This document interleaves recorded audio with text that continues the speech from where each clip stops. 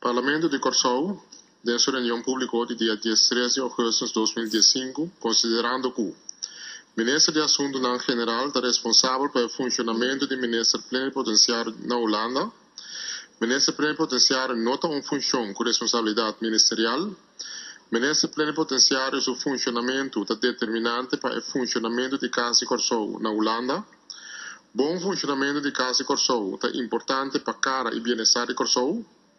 A base de uma investigação de SOBI para a administração de Casa Corsou no período 10 de outubro de 2010 até 31 de dezembro de 2013 a constatar certa deficiência.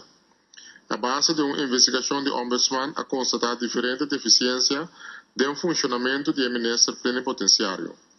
Começará a setor local está possível para eliminar conflito e estabelecer uma relação sana de trabalho e bom funcionamento do Ministro Plenipotenciário e Casa Corsou.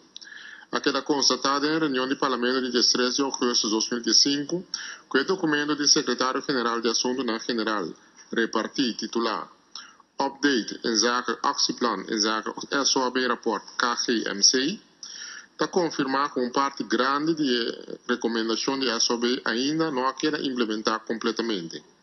Está decidido para urgir para o Ministro de Assuntos General assumir sua responsabilidade e implementar as recomendações de SOB e Ombudsman.